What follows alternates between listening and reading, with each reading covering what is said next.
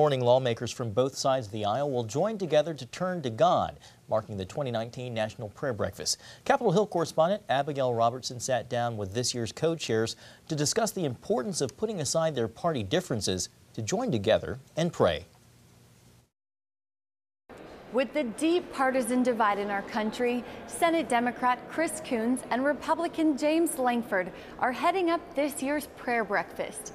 They say it's more important than ever to come together to pray. A moment that's been set aside for decades to pause, to pray, to reflect, and to be able to challenge each other. And as in most events, it's not just the event itself, it's all the dialogue around it that really makes a lasting impact. The event draws thousands from all 50 states and more than 100 countries. So when I talk to skeptics, and there are many, I had some conversations with folks in my caucus about this yesterday. I say, just give it a try. Come and listen. And while the breakfast falls during a tense political time, the senators say they don't plan to focus on any single issue. I don't think we'll have any specific prayers about border security, border walls, border.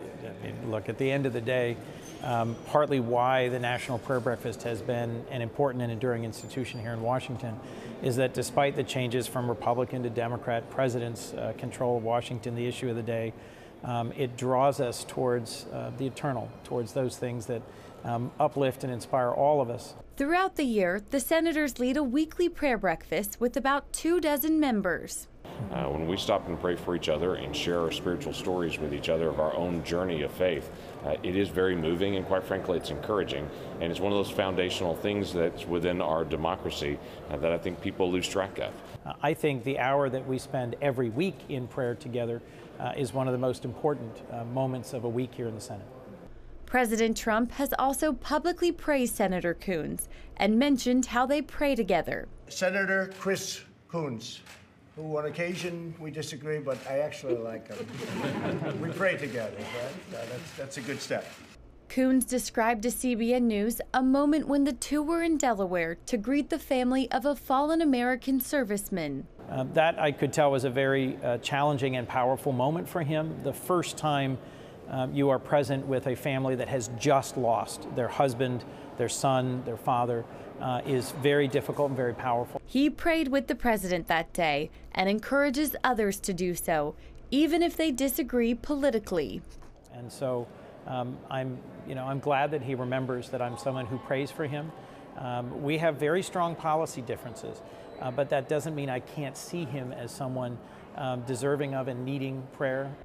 Both senators are pleased to see candidates already in the running for president talking about their faith, whatever it might be. So I'm proud of all of our presidential candidates that speak openly about their faith, because that demonstrates to America, I have a faith, I can choose to live my faith. If you have a faith, you can choose to live yours because of the nature of the country that we're in. I do think Democrats, I'm a Democrat, have not told the story of how their faith inspires their public service in their life as much as I would hope in recent years. I think for us to expect of candidates that they will conceal whatever their faith views or traditions are is a disservice, both to those of us who try and serve our public and to our traditions as a nation. The senators hope that as national and world leaders gather in prayer, there will be unity in focusing on what the Lord leads them to do. Reporting from Capitol Hill, Abigail Robertson, CBN News. Well, concern for Christians in Syria. Coming up, the potential problems that loom with the withdrawal of U.S. troops. Tikkun Olam. This is our nature as a country. To make the world a better place. Literally, we felt the earth shaking. The Christian Broadcasting Network presents To Life, how Israeli volunteers are changing the world. This film needs to be seen by everyone. I was in tears. Now you can own the inspiring documentary To Life on DVD. There is blood on our hands if we know and we walk away. I'm so grateful that this film was made. To Life can be yours for a gift of $10 or more. Call 1-800-700-7000 or log on to CBN.com. We know that every minute counts to save life. It'll bless Israel, but it'll also bless all the friends of Israel. Discover the untold story of how Israeli volunteers are making the world a better place. Call 1-800-700-7000 or log on to cbn.com to get your copy today.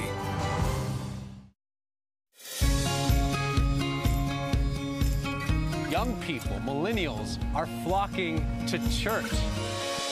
It's not an exaggeration to say that we love to meet them and that we love to know their stories.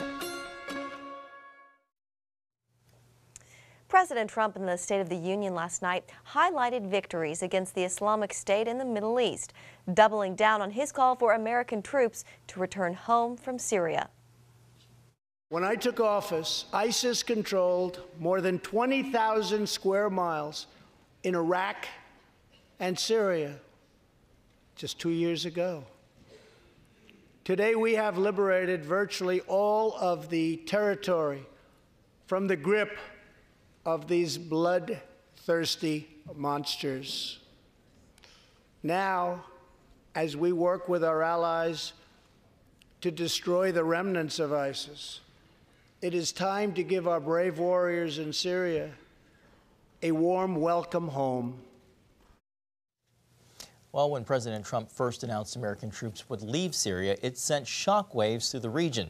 Turkish President Erdogan threatened to invade northeast Syria, home to a number of ethnic minorities, including thousands of Christians. CBN News Middle East Bureau Chief Chris Mitchell recently traveled to the area to talk to those in the path of this potential storm. The people of this region saw almost immediately the effect of President Trump's announcement.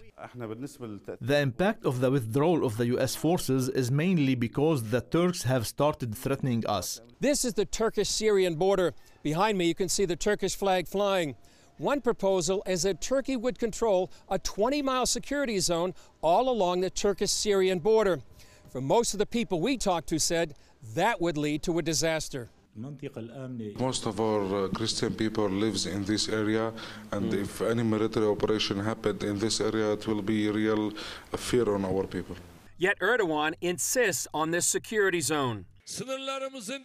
We expect the promise to establish a safe zone to be fulfilled within a few months to ensure our country is protected from terrorists on our borders.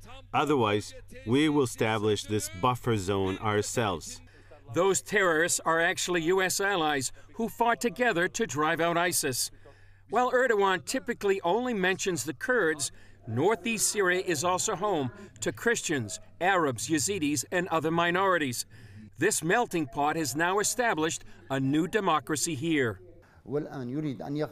And now he wants to control the entire region. So he uses the pursuit of ISIS as his pet project, as smokescreen, to get at the rest of us. And that's why he sees democracy as a danger. Recently, Erdogan set his sights on this part of northeast Syria, east of the Euphrates, saying when it is cleared from militants, the millions of people will have a chance to return to their homes. He made similar statements last year before his army, which is part of NATO, overran the Syrian city of Afrin. Along with jihadist mercenaries, it displaced hundreds of thousands while searching for Christians and burning churches. Some see that invasion and this year's push for the security zone as part of Erdogan's vision to revive the Ottoman Empire. And Chris Mitchell is back from Syria and joins us here in studio in D.C. Chris, great to have you. Great report. Yeah, thank you. Thank you, Jenna, John. It's great to be here back in Washington. Yeah, well, Chris, you know, today President Trump, he said as soon as next week, he could announce that the U.S. and partners reclaimed 100% of the territory ISIS claimed as part of its caliphate in Syria. Break down what this would mean if he does make this announcement. Well, if he does make this announcement, it means the battle that had been going on ISIS in this region is basically over. In fact, when we were there just about 10 days ago, we heard that basically the war against ISIS was over. I know we're going to have reports from Chuck Holton, who is literally there on the front lines. He's bringing back even tweets and pictures today. I think what it means is it's going to a new phase. With the announcement by President Trump on December 19th, 2018, it really did recalibrate the whole situation there. We all knew that the battle against ISIS was going to go over, but now with the pullout of U.S. troops, there's really a geopolitical tug of war going over there. All of a sudden, Turkey wants that to come in there. When the threat of Turkey came against this new government, they began to align, or I shouldn't say align, but they actually began to negotiate with the Assad regime. And what that would do is not only bring in the Assad regime, but also bring in the influence of Iran. The Shiite militias right on the other side of the Tigris River ready to come in. So you have Turkey, Iran, the Assad regime, Russia, all vying for this land right now after the battle of ISIS is going to be over. And who wins this tug of war is going to determine, I think, the future of the Middle East. Who are there on the ground. Give us a sense. Is there a fear for the people there that ISIS can regroup and basically restart their campaign? There is a fear, and they were telling us that there were actually ISIS sleeper cells in many of the places around there, that the caliphate may be destroyed, the ideology has not. Many of them have gone underground, people that are sympathetic to ISIS. But beyond that, the real threat that they feel right now is from Turkey. They feel there's a potential of another genocide. There has been threatening by Erdogan, and he has allied with another group called the Free Syrian Army, much of them like al-Qaeda-like groups.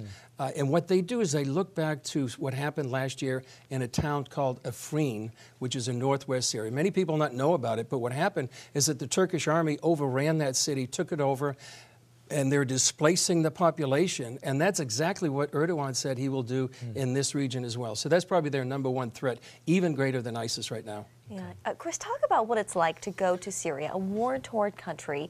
It's not safe. What kind of security measures did you have to take, and just what was that like being there? Well, it was fascinating, and we had a lot of people praying, so that made a lot of difference, and we did feel the protection of the Lord when we were there because of people praying.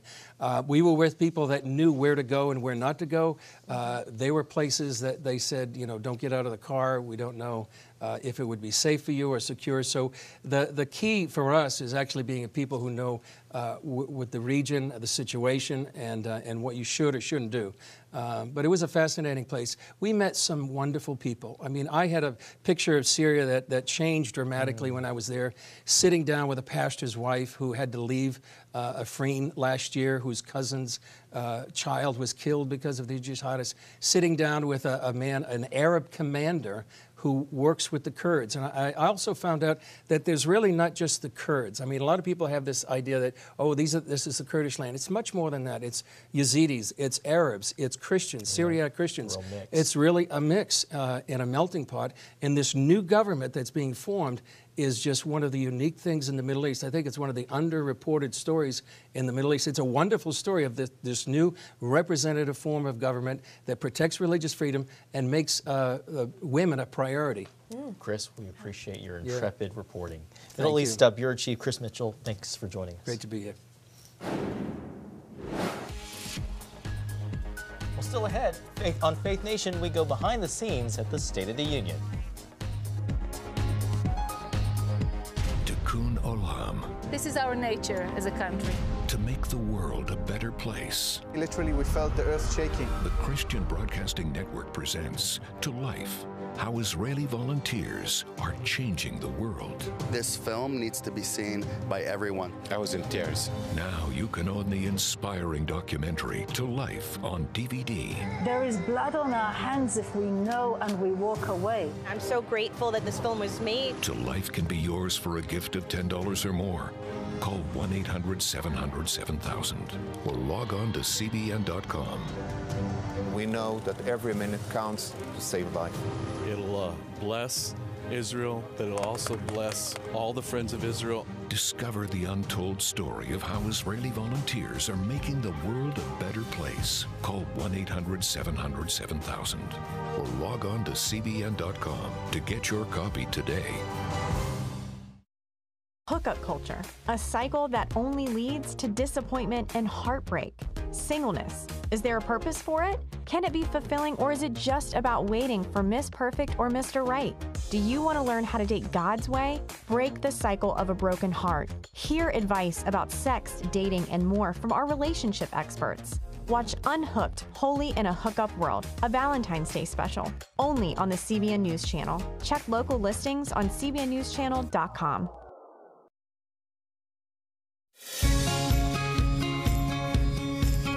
Young people, millennials, are flocking to church. It's not an exaggeration to say that we love to meet them and that we love to know their stories.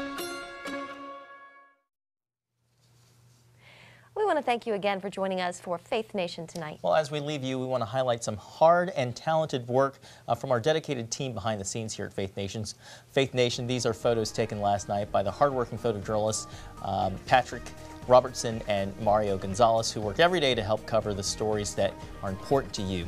Enjoy your evening. We'll see you back here tomorrow.